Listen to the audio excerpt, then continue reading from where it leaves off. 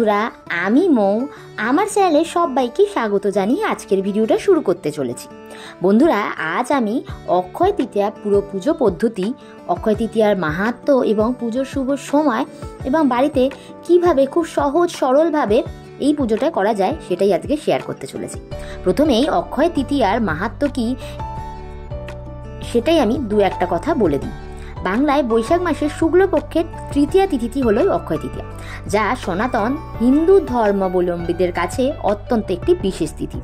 এই অক্ষয় তৃতীয়ায় করা যে কোনো কাজের ফল খুবই অক্ষয় হয়, তাই অবশ্যই এই তিথিটি ঈশ্বর আরাধনার জন্য অত্যন্ত ভালো। এছাড়াও যে কোনো শুভ কাজ আরম্ভের জন্য অক্ষয় তৃতীয়ার বিশেষ একটা মাহাত্ম্য আছে। এই দিনে দান ধ্যানেরও যথেষ্ট মাহাত্ম্য আছে, তাই এই দিন আপনারা যদি দুস্থ মানুষজনদের কিছু দান ধ্যান করে থাকেন তাহলে খুবই ভালো হবে। তাছাড়া এই দিনে অনেকেই মূল্যবান ধাতু, সম্পত্তি ইত্যাদি ক্রয় বিক্রয় করে থাকে। তবে শুধুমাত্র সোনা রূপা বা সম্পত্তি নয়, এই বিশেষ তিথিতে কর্পূর, ময়ূরের পালক, পদ্মবীজ, হলুদ, লবণ ইত্যাদি ক্রয় করা বিশেষ শুভ বলে মনে করা হয়। কথিত আছে অক্ষয় তৃতীয়া তিথি থেকেই মহাভারত লেখা শুরু হয়েছিল। হিন্দু পুরাণ অনুযায়ী অক্ষয় তৃতীয়ার দিন সত্যযুগের অবসান ঘটে এবং ত্রেতা যুগের সূচনা হয়েছিল, এবং এই তিথিতেই ভগবান শ্রী হরির চন্দন যাত্রার শুভ সূচনা হয়। এই বছর ইংরাজি 2025 অর্থাৎ বাংলার 1432 সালে অক্ষয় তৃতীয়া পালিত হবে আগামী 30শে এপ্রিল, বাংলায় 16ই বৈশাখ বুধবার। তৃতীয়া তিথি শুরু হবে আগের দিন অর্থাৎ মঙ্গলবার 29শে এপ্রিল, বাংলায় 15ই বৈশাখ রাত্রির 8:24 থেকে, এবং তা স্থায়ী হবে বুধবার সন্ধ্যা 6:12 পর্যন্ত।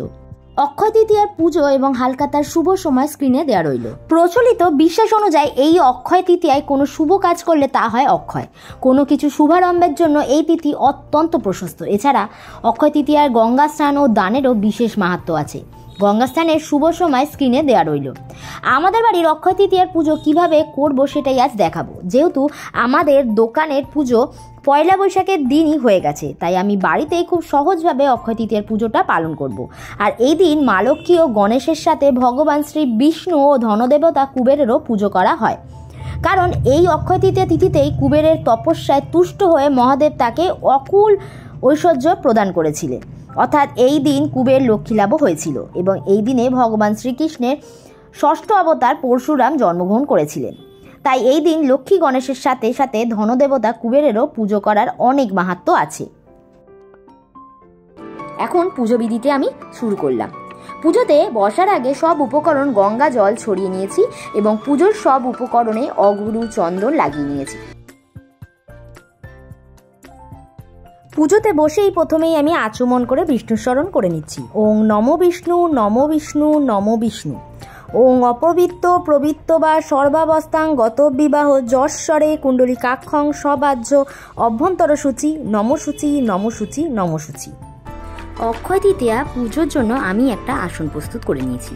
একটা পরিষ্কার কাঠের জলচকিতে গঙ্গা জল ছিটিয়ে একটু হলুদ কাপড় পেতে নিয়েছি। কাপড়ের উপর আরও কিছুটা গঙ্গা জল ছড়িয়ে ফুলের পাপড়ি দিয়ে সামান্য গোটা আতপ চাল দিয়ে পুজোর আসনটি প্রতিষ্ঠা করে নিয়েছি।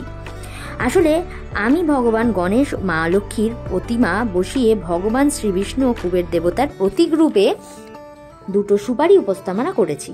তার জন্য পুজোর আসনে দুটো পান পাতা রেখেছি। পান পাতার উপরে শ্বেত চন্দনের ফোঁটা দিয়ে তার উপর গোটা আতপ চাল, ফুলের পাপড়ি রেখে তার উপর সুপারিগুলো রেখেছি। প্রসঙ্গত বলে রাখি, অক্ষয় তৃতীয়ার দিন উপোসের কিন্তু কোনো নিয়ম নেই, তবে এই দিন আপনারা যদি নিরামিষ আহার গ্রহণ করেন তাহলে খুবই মঙ্গল হয়। এবার আমি আসনে কয়েকটা আতপ চাল ছড়িয়ে তার সাথে কুবের দেব ও বিষ্ণুকে অর্পণ করলাম। ভগবান শ্রী গণেশ ও মা লক্ষ্মীকে লাল চন্দনের তিলক পরিয়ে দিলাম, আর তার সাথে কুবের ও বিষ্ণুকে চন্দনের তিলক দিয়ে দিলাম। এবার মা লক্ষ্মী ও গণেশকে সিঁদুরের একটা করে ফোঁটা পরিয়ে দিলাম, আর একটা করে মালাও পরিয়ে দিয়ে এবার কিন্তু আমি শুদ্ধ বস্ত্রে পুজোটা শুরু করতে চলেছি। পুজো শুরুর আগে মা লক্ষ্মীর পাশে মায়ের সিঁদুর ভরা গাছ কৌটো ও রূপোর কয়েন প্রতিস্থাপন করে দিলাম। এবার মায়ের প্রিয় প্রস্ফুটিত পদ্মফুলও অর্পণ করে দিলাম। এবার আমি ঘট স্থাপন করব। সিঁদুর দিয়ে মঙ্গল চিহ্ন এঁকে তামার একটি ঘটে জল পূর্ণ করে তাতে দিয়ে দিলাম সুপারি, সামান্য একটু আতপ চাল দিয়ে হলুদের গাঁট, তামার একটি আম্রপল্লবে প্রত্যেকটি পাতায় একটু করে সিঁদুরের ফোঁটা দিয়ে দিয়েছি।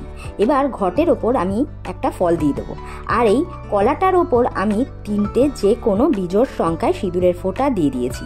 কলার পরিবর্তে আপনারা অন্য যে কোনো ফল যেমন নারকেল, শসা, গোটা হরিতকি দিয়েও ঘট স্থাপন করতে পারেন। সেখানে ঘট পাতবে তার চারপাশে একটু ফুলের পাপড়ি ছড়িয়ে দিয়েছি। মনে মনে ভগবানকে স্মরণ করে আমি ঘটটা স্থাপন করলাম। এবার একটা জবা ফুল আমি ঘটে নিবেদন করে দিলাম। আপনারা যে কোনো ফুলই দিতে পারেন। আমি আগেই ভগবান বিষ্ণু, কুবের এবং লক্ষ্মী গণেশকে আগেই স্থাপন করেছি। এবার আমি তাদের আহ্বান করছি যাতে তারা কৃপা করে আমার গৃহে এসে আমার যৎসামান্য পূজা গ্রহণ করেন। ভগবান গণেশ হলেন সর্বপ্রথম পূজ্য। লাল চন্দন সহযোগে ফুল, বেলপাতা, দুব্বা সহযোগে মনে মনে গণেশ ঠাকুরকে স্মরণ করে এতো গন্ধপুষ্পে ওং গাং গণেশায় নমো মন্ত্রটি পাঠ করে আমি ফুল বেলপাতা অর্পণ করে দিলাম। এরপর চন্দন সহযোগে ফুল বেলপাতা নিয়ে পঞ্চদেবতাকে স্মরণ করে এতো গন্ধপুষ্পে ওং শিবাদি পঞ্চদেবাভ্য নব উচ্চারণ করে চন্দন সহযোগে ফুল, তুলসী পাতা নিয়ে মনে মনে নারায়ণ ঠাকুরকে স্মরণ করে নেব এবং ওং গন্ধপুষ্পে ওং বিষ্ণুবে নারায়ণ নম এই মন্ত্র বলে নারায়ণ ঠাকুরকে উদ্দেশ্য করে ফুল, তুলসী পাতা অর্পণ করে দিলাম। এদং দুর্বাদল নম ওং গাং গণেশায় নমো বলে গণেশ ঠাকুরকে দুর্বা নিবেদন করে দিলাম গণেশ ঠাকুরের ডান কাঁধে। এবার গণেশ ঠাকুরকে পুষ্পাঞ্জলি দিয়ে দেবো। তার মন্ত্রটি হলো এসো সচন্দনং পুষ্প বিল্লপত্র পুষ্পাঞ্জলি নম গণেশায় নম। পুষ্পাঞ্জলিও দিয়ে দিলাম। লাল চন্দন সহযোগে ফুল ও বেলপাতা দিয়ে 3বার পুষ্পাঞ্জলি আমি অর্পণ করলাম। হাত জোর করে গণেশ ঠাকুরকে প্রণাম মন্ত্র পাঠ করে নিলাম। ওং একদন্তাং মহাকায়ং লম্বৎকার গজনাং বিঘ্ন নাশকারাং দেবং হেরস্য প্রণামহম। জয় শ্রী গণেশ, জয় শ্রী গণেশ, জয় শ্রী গণেশ। লাল চন্দন সহযোগে হাতে ফুল বেলপাতা নিয়ে মা লক্ষ্মীকে এবার 3বার পুষ্পাঞ্জলি করে নিচ্ছি। পুষ্পাঞ্জলির মন্ত্রটি হলো ওং নমস্তে সর্ব দেবানাং বরদামি হরিপ্রিয়ে ইয়া গতিশ্চ প্রপানাং শামে ভুয়াত্ত দচ্চানাথ। হাত জোর করে আমি এবার মা লক্ষ্মীর প্রণাম মন্ত্রটি পাঠ করে নিচ্ছি। ওং বিশ্বরূপস্য ভজ্জাসি পদ্মে পদ্মালয়ে শুভে সর্বত্র মাহি মাং দেবী মহালক্ষ্মী নমস্তুতে। এবার ভগবান বিষ্ণুর উদ্দেশ্যে 3বার পুষ্পাঞ্জলি দিয়ে দেব। পুষ্পাঞ্জলির মন্ত্রটি হলো এসো সচন্দনা পুষ্পাঞ্জলি ওং নারায়ণ শ্রী বিষ্ণুবায় নমঃ। হাত জোর করে ভগবান বিষ্ণুর প্রণাম মন্ত্রটি পাঠ করে নিচ্ছি। ওং নমো ব্রহ্মণং দেবায় গো ব্রাহ্মণং হিতায় চ জগদ্দিতায় শ্রীকৃষ্ণায় গোবিন্দায় নমঃ নমঃ। ওং পাপহরং পাপবশ্যং পাপাত্ম পাপ সম্ভব ত্রাহি মাং পুণ্ডরিকাক্ষ সর্বপাপ হরে হরি। জয় শ্রী হরি, জয় শ্রী হরি, জয় শ্রী হরি। এবার আমি কুবের দেবতাকে পুষ্পাঞ্জলি করে নিচ্ছি। এসো সচন্দনং পুষ্পাঞ্জলি ওং নমো কুবেরায় নমঃ। এবার আমি কুবের দেবের প্রণাম মন্ত্রটা পাঠ করে নিচ্ছি। ওং ধনদায়ে নমস্তম নিধি পদ্মাধিপায় চ ভবন্তু তৎ প্রসাদান্নে ধন ধান্যাদি সম্পদ। জয় শ্রী কুবের দেবের জয়। এবার আমার পুজো পাঠ সম্পন্ন হলো। গণেশ ঠাকুরকে ফুল সহযোগে লাড্ডু নিবেদন করে দিচ্ছি।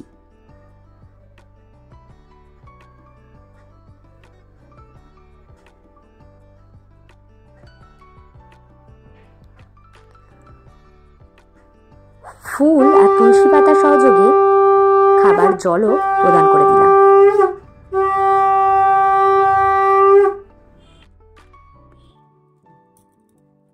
এবার আমি মা লক্ষ্মী এবং নারায়ণকে সাদা মিষ্টি নিবেদন করে দিচ্ছি। অক্ষয় তৃতীয়ার দিন ভগবান শ্রীবিষ্ণুকে চাল নিবেদন করা অত্যন্ত শুভ বলে মনে করা হয়, তাই কিছুটা চাল বিষ্ণুকে আমি অর্পণ করে দেব। পূজা শেষে এই চালটি একটি লাল কাপড়ে বেঁধে টাকা বা সোনাদানা রাখার জায়গায় রেখে দিতে পারেন। মনে করা হয় এতে সংসারের শ্রীবৃদ্ধি ঘটে।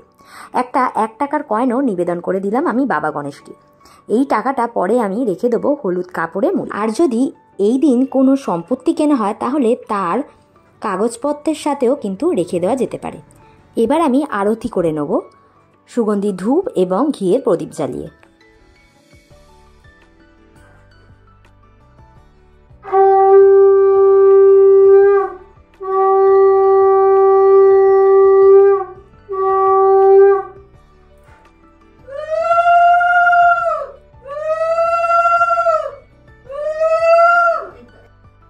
যারা ব্যবসা বাণিজ্যের সাথে যুক্ত তারা যেমন অনেকেই পয়লা বৈশাখের দিন হালখাতা পূজা করেন, অনেকেই আবার অক্ষয় তৃতীয়ার দিনও করে থাকেন। এই পুজো সাধারণত মন্দিরে গিয়ে পুরোহিত দিয়েই করানো হয়ে থাকে। যেহেতু আমাদের দোকানের পুজো পয়লা বৈশাখের দিনই হয়ে গেছে, তাই আজকেও সাধারণভাবেই এবং ঘরোয়াভাবেই আজকের অক্ষয় তৃতীয়ার পুজোটা আমি পালন করলাম। আপনারা সাধারণভাবে খাতাও এইভাবেই বাড়িতে পুজো করে নিতে পারেন।